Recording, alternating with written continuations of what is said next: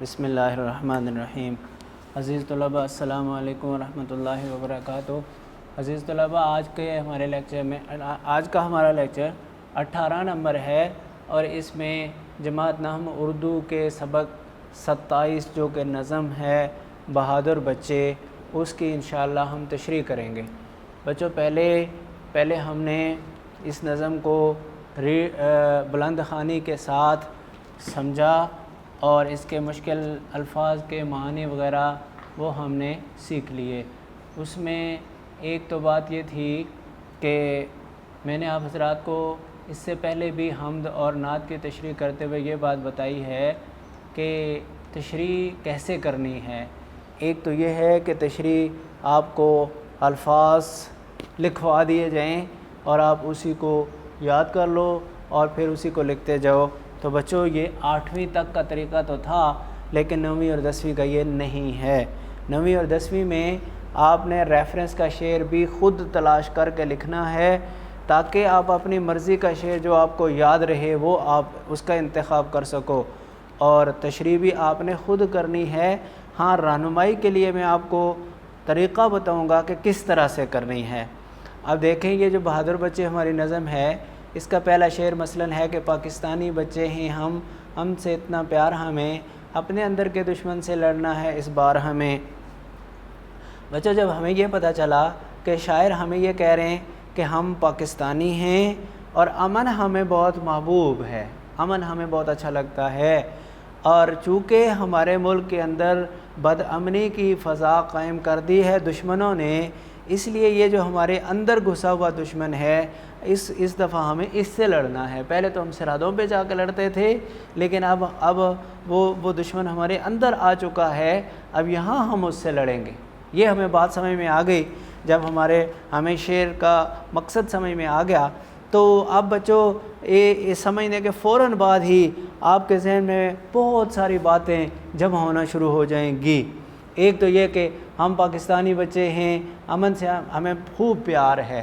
اب امن سے کیوں پیار ہے، یہ وجوہات آپ کے ذہن میں گھوم رہی ہوں گی، 1 2 3، کسی کے ذہن میں کچھ، کسی کے ذہن میں کچھ۔ اور اس کے بعد اپنے اندر کے دشمن سے لڑنا ہے ہم نے۔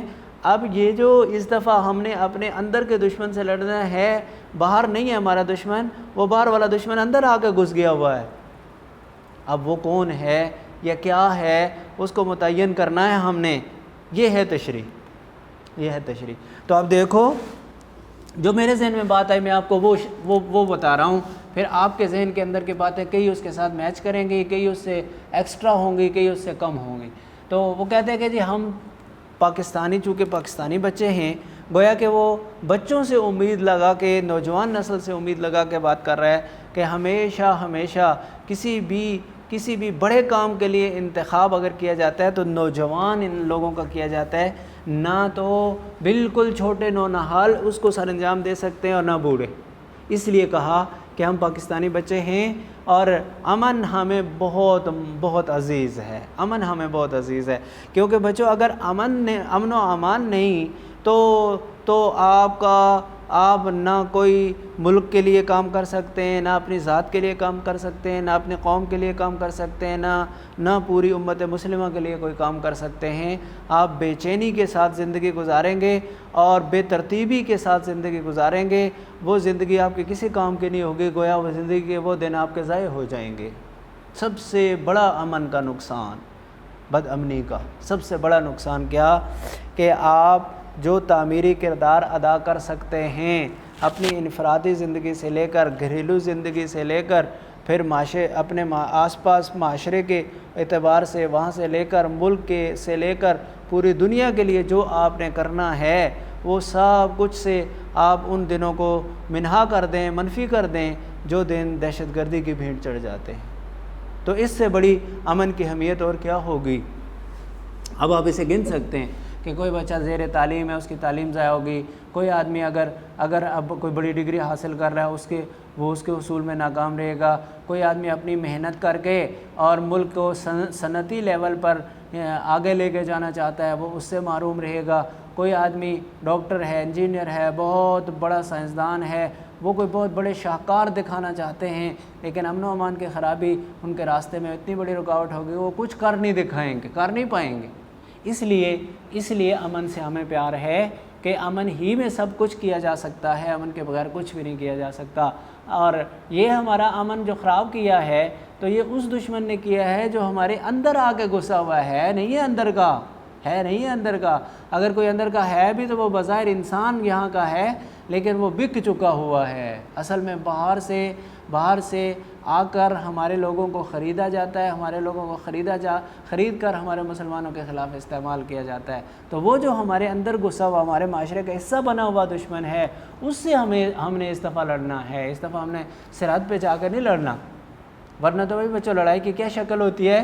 ورنہ تو لڑائی کی شکل ہوتی ہے کہ سرحد پہ جائیں گے، فضائیہ لڑے گی، بحری لڑے گی، بری لڑے گی، فوج اس طرح سے ہوگا۔ لیکن اس دفعہ ایسا نہیں ہے۔ اس دفعہ تو یہ ہے کہ دہشت گرد ہمارے ملک کا، معاشرے کا حصہ بنے ہوئے ہیں، وہاں سے ہم نے نکال کے انہیں نشاندہی کر کے انہیں نکال کے پھر ان کے ساتھ ہم نے جنگ کرنی ہے، یہ بات کہہ رہا ہے شاعر۔ اسی طرح دوسرا شعر دیکھیں، دریا میں طغیانی ہے، منجدار میں کشتی ٹھہری ہے، لیکن ہم نے سوچ لیا ہے جانا ہے اس پار ہمیں۔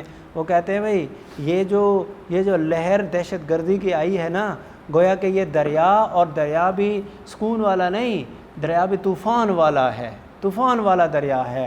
اور اس طوفان سے جو منجدار اور جو بھنور بنے ہوئے ہیں، ان میں ہماری قوم کی کشتی ٹھہری ہوئی ہے اس بھنور میں۔ یعنی اب اگر ہم پوری طاقت اور قوت کے ساتھ اور اتحاد و اتفاق کے ساتھ مقابلہ نہیں کریں گے تو وہ بھنور ہماری کشتی کو، ہمارے بیڑے کو لے ڈوبیں گے۔ اگر عام جگہ پہ کشتی کھڑی ہو تو اس کو چلانے کے لیے اتنا زور اور حکمت عملی نہیں چاہیے ہوتی جتنی جب کہ کشتی بھنور میں پھنسی ہوئی ہو، ایک لہر ادھر دبا رہی ہے، کدھر دبا رہی ہے، کدھر دبا رہی ہے، کدھر دبا رہی، تو اب اس کو وہاں سے ہم نکال کے اپنے لے کے اس پار جانا ہے تو یہ بڑا مشکل کام ہے۔ اسی کو وہ یہ کہہ رہا ہے کہ موجودہ صورتحال ہمارے یہ اس طرح ہے جس طرح دریا میں طغیانی آ جائے، بہت بڑا طوفان آ جائے اور لہریں آپس میں ٹکرا کر بھنور بنا رہی ہوں، اور ہماری قوم اس بھنور میں ایک کشتی جس طرح پھنسی ہوئی ہو اس طرح ہماری قوم پھنسی ہوئی ہو۔ کہتے ہیں کہ یہ ہے صورتحال بنی ہوئی، لیکن ہم نے یہ طے کر لیا، ہم نے سوچ لیا، ہم نے یہ طے کر لیا ہے کہ ہم دوسرے کنارے پہ ہر قیمت جا کر رہیں گے، چاہے ہمیں کسی طرح بھی جانا پڑے، ہر قیمت جا کر رہیں گے، چاہے ہمیں کسی طرح بھی جانا پڑے۔ اگر ہماری کشتی پھنسی ہوئی ہے، اگرچہ ہماری کشتی پھنسی ہوئی ہے اور انتہائی مشکل اور ناممکن حد تک صورتحال نظر آ رہی ہے، لیکن ناممکن کو ممکن بنانا اور مشکل کو آسان بنانا اور نادیدہ کو دیدہ بنانا، یہ ہے بڑے کام، یہ ہیں بڑے کام۔ ان کے لیے بڑی محنت، جان فشانی اور اتحاد و اتفاق کی ضرورت ہوتی ہے، اور پھر ساتھ قربانیاں بھی دینی پڑتی ہیں۔ جب یہ کوئی قوم یہ اس بات کے لیے تیار ہو جائے کہ ہم اتفاق اور اتحاد کے ساتھ مل کر جو قربانی دینی پڑے وہ دے کر یہ کام کریں گے تو پھر ایسے کام بچوں ہوتے ہیں۔ اس کے بعد ہے کہ کلیاں دل کی کھل جائیں گی، باد صبا اٹھلائے گی، فصل بہار ہے آنے والی، دکھتے ہیں آثار ہمیں۔ وہ کہتے ہیں کہ گھبرانا نہیں ہے، اگرچہ طوفان والے دریا میں ہماری کشتی پھنسی ہوئی ہے لیکن ہم اسے انشاءاللہ ڈوبنے نہیں دیں گے۔ بھائی بچوں، اگر کوئی آدمی کسی کام کے لیے جائے اور اس کا وہ ارادہ ہی ناکامی والا کر لے تو پھر تو اس کو کامیابی ہونی ہی نہیں۔ اگر کوئی ناممکن کام کرنے کے لیے بھی کوئی اٹھے تو وہ بھی یہ کہتا ہے کہ اس کام کو ضرور ہم کر کے چھوڑیں گے، تو یہ تو مشکل ہے، ناممکن نہیں ہے، مشکل ہے۔ تو اس لیے کہا کہ یہ جو مشکل کام ہم کرنے جا رہے ہیں اس مشکل کو ہم آسان کریں گے، اس ناممکن کو ہم ممکن کریں گے، اور انشاءاللہ وہ دن آئے گا کہ کلیاں دل کی کھل جائیں گی، باد صبا اٹھلائے گی۔ کیا کہہ رہے ہیں؟ دل خوش ہو جائیں گے اور صبح کی ہوا بھی خوش ہو جائے گی۔ دیکھو بے بچوں، جب ملک میں صورتحال یہ ہو کہ پوری کی پوری قوم بدامنی کا شکار ہو تو ہر ایک دل مرجھایا ہوا ہوتا ہے، ہر ایک دل مرجھایا ہوا ہوتا ہے، اور کہتے ہیں کہ ابھی عنقریب ایسی خوشخبری سنیں گے لوگ کہ ہر مرجھایا ہوا دل انشاءاللہ خوش ہو جائے گا۔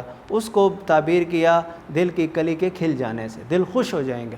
اور باد صبا اٹھلائے گی، ہر صبح کی ہوا بڑی نرم خوشگوار اور بھلی معلوم ہونے والی ہوتی ہے اور بڑی بڑی خوشخبریاں لانے والی ہوتی ہے، لیکن بدقسمتی سے ان دنوں میں ہماری جو صبح کی ہوائیں تھیں وہ قتل و غارت، خون ریزی، بھوک، افلاس اور بے چینی کی ہی خبر لے کر آتی تھی۔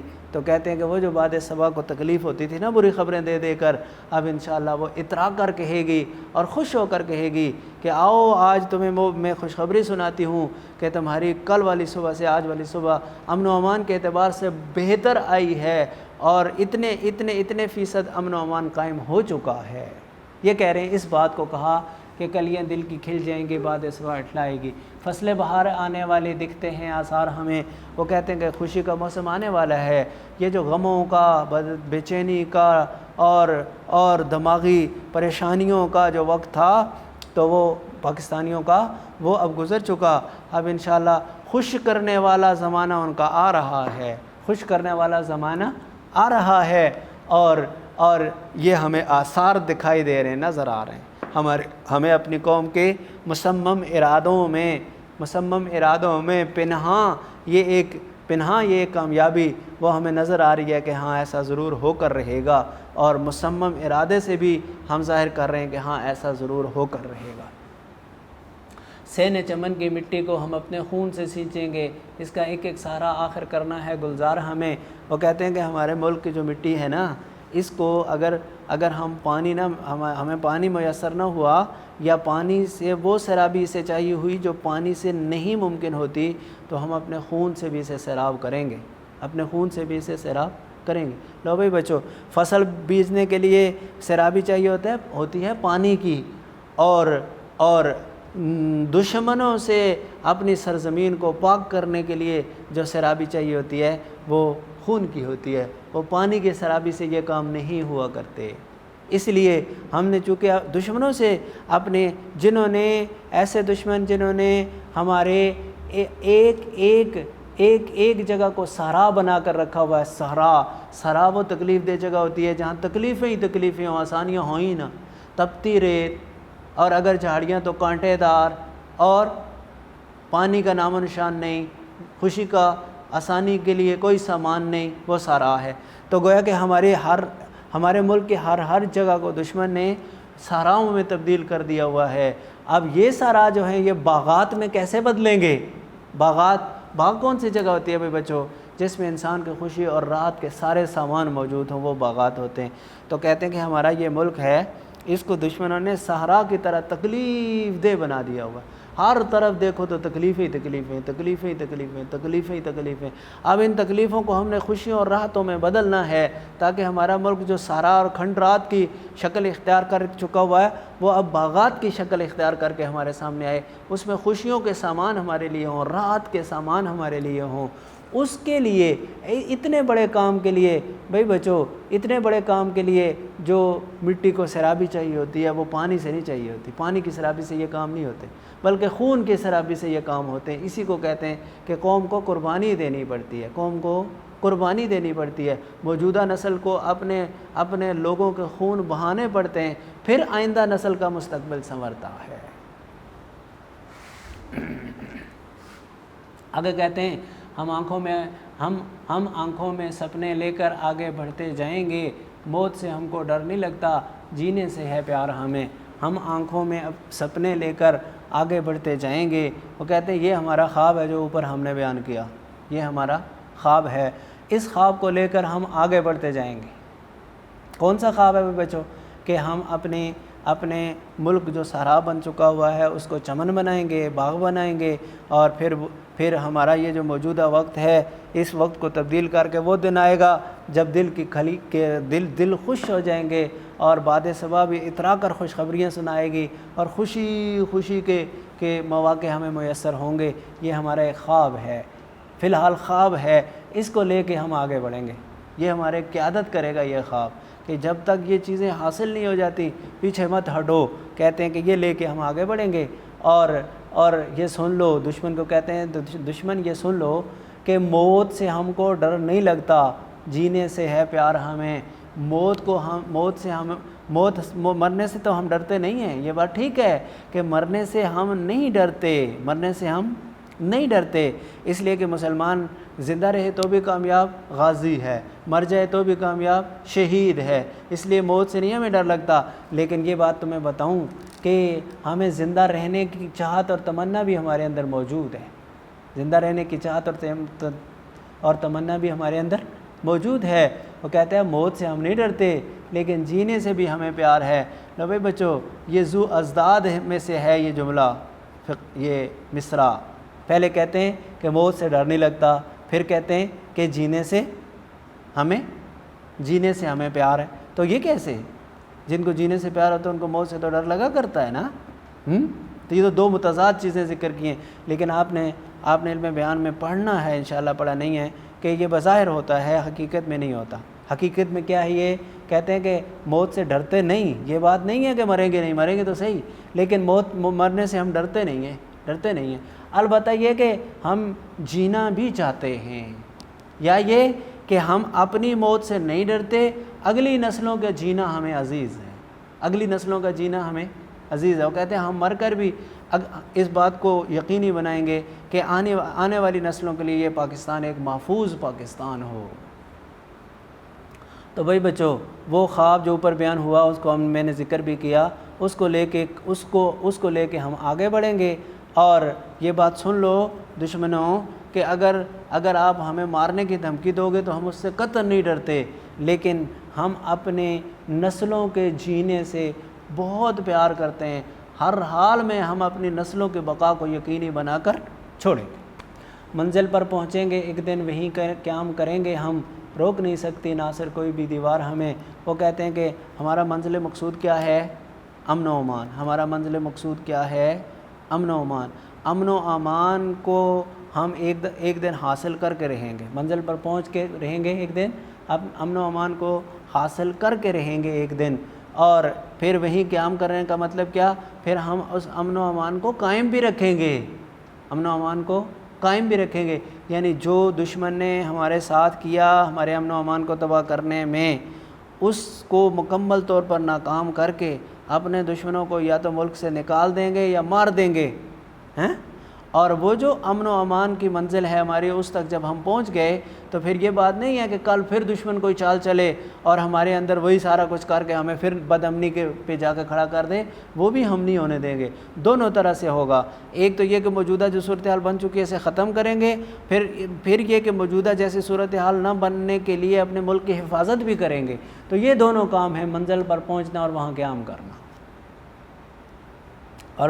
اور ناصر کہتے ہیں کہ یہ اب حاصل کرنے سے ہمیں کوئی دیوار یعنی کوئی رکاوٹ بھی ہمارے لیے رکاوٹ نہیں بن سکتی، ہمیں روک نہیں سکتی کسی صورت میں بھی۔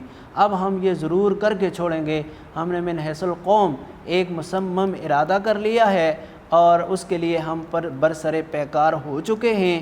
جو قیمت بھی ہمیں دینی پڑے، زیادہ سے زیادہ یہ ہوگی کہ ایک نسل قربان ہوگی، وہ بھی ہم کرنے کے لیے تیار ہیں، اس سے بھی موت سے ہمیں کوئی ڈر نہیں، لیکن دوسری جو نسل آنے والی ہے اس کی زندگی کو ہم داؤ پر قطعاً نہیں لگانے دیں گے، اس کی حفاظت ہم ضرور کریں گے۔